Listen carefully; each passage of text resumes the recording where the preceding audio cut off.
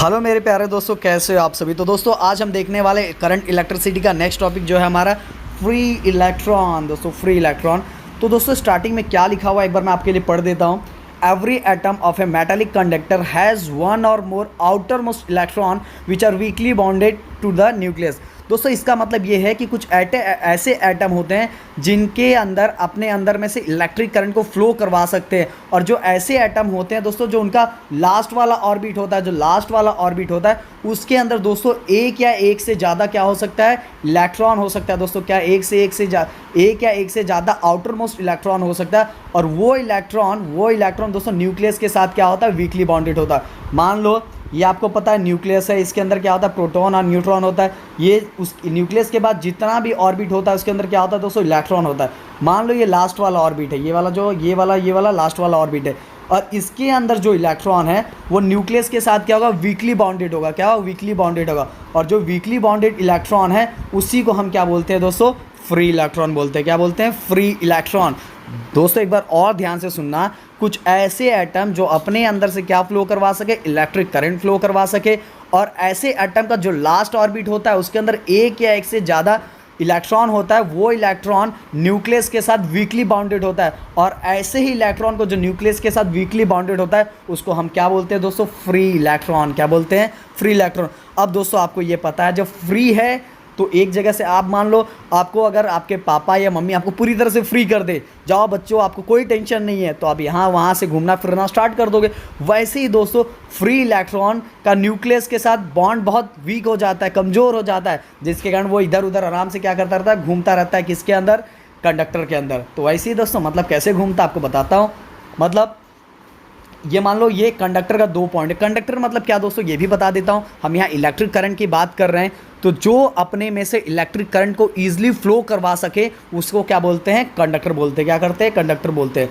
तो electron can easily move from one point of a conductor to its other point. मतलब एक point से दूसरे पॉइंट तक ये फ्री इलेक्ट्रॉन क्या होता है, मूव हो सकता है एक पॉइंट से दूसरे पॉइंट तक। ओके दोस्तों, अब यही इसके मूव होने के कारण ही दोस्तों क्या जनरेट होता है, इलेक्ट्रिक करंट जनरेट होता है। तो दोस्तों मैंने आपको बता दिया फ्री इलेक्ट्रॉन के बारे में, फ्री इलेक्ट्रॉन की चीज़ों के बारे में। तो दोस्तों पीछे करके उसको ध्यान से सुनते रहना। अब दोस्तों देखते हैं यहाँ। अब देखो दोस्तों, देखो यहाँ कुछ पिक्चर्स दिया हुआ है, इस पिक्चर को ध्यान से देखो, इस पिक्चर को ध्यान से देखोगे तो अपने आप समझ में आ जाएगा। यहाँ क्या लिखा हुआ दोस्तों, random motion of electron in the wire. अभी देखो इसके ऊपर हमने इसके साथ कोई बैटरी अटैच नहीं किया हुआ है, कोई बैटरी अटैच नहीं किया हुआ है, मतलब इसके ऊपर हमने पोटेंशियल डिफरेंस अप्लाई नहीं किया हुआ है।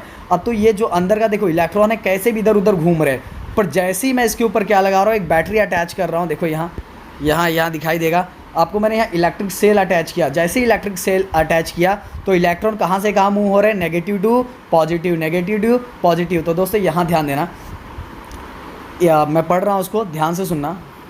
If a conducting wire is not connected to a cell, its free electron move randomly in all direction in the space between the atoms.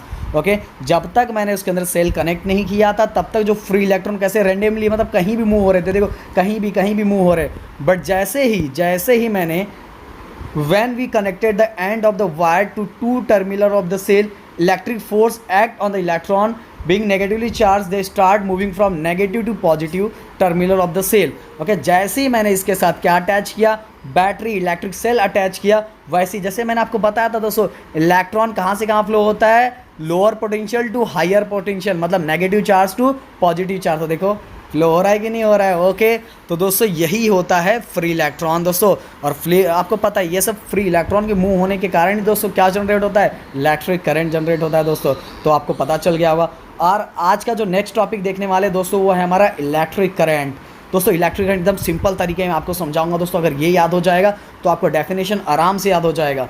Electric current, सबसे पहले आई ये सिंबल है, अगर आई लिखा है तो आपको अगर समझ लो, अगर कहीं भी फिजिक्स के अंदर आई लिखा है तो आपको समझ लेना कि ये किसका है, ये किसका सिंबल है, ये इलेक्ट्रिक करंट का सिंबल है। क्यू, अगर क्यू लिखा हुआ है तो ये किसका सिंबल है, चार्ज का। किसका सिंबल है, चार्ज का। और टी लिखा है तो ये आपको पता है टाइम का सिंबल है। ओके दोस्तों, तो I equal to Q upon T, इससे हम डेफिनेशन बनाएंगे इलेक्ट्रिक करंट का। किसका डेफिनेशन बनाने वाले, इलेक्ट्रिक करंट का। तो दोस्तों कैसे मैं पढ़ रहा हूँ ध्यान देना, एकदम फोकस लगा के ध्यान देना दोस्तों, एकदम आराम से याद हो जाएगा। Electric current is defined as charge passing through, charge किस में से पास होगा दोस्तों? कंडक्टर में से।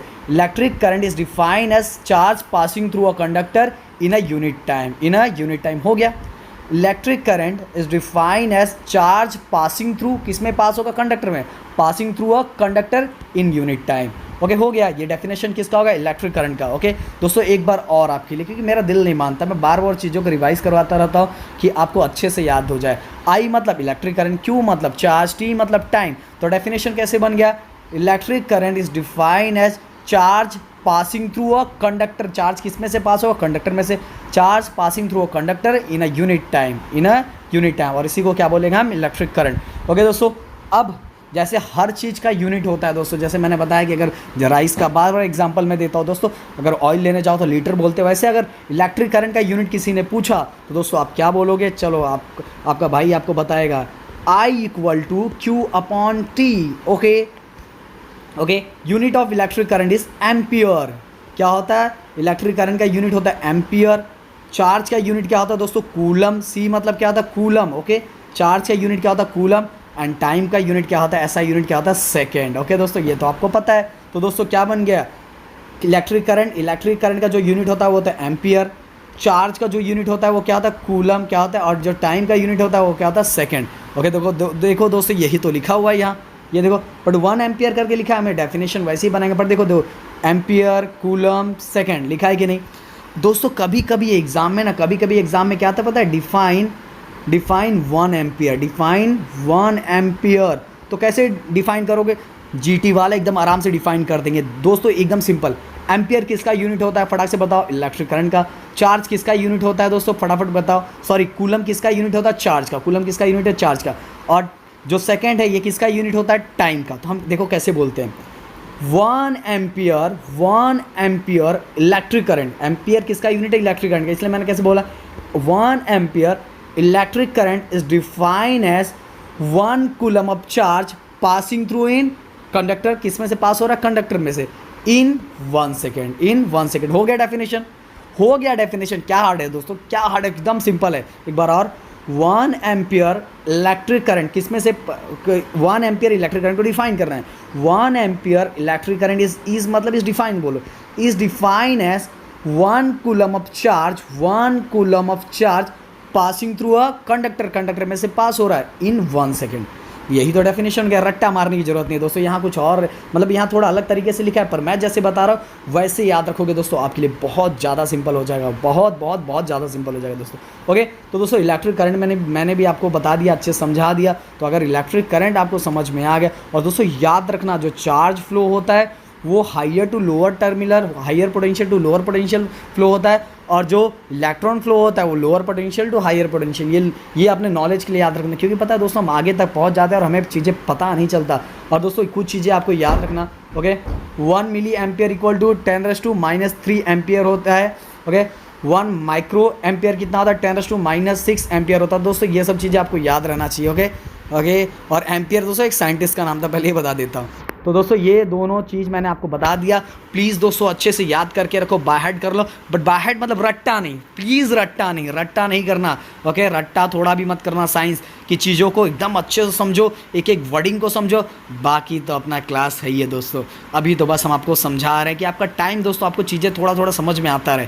ओके, तो चलो दोस्तों, bye bye, take care and अच्छे से करो, अपना ध्यान रखो। जय हिंद दोस्तों।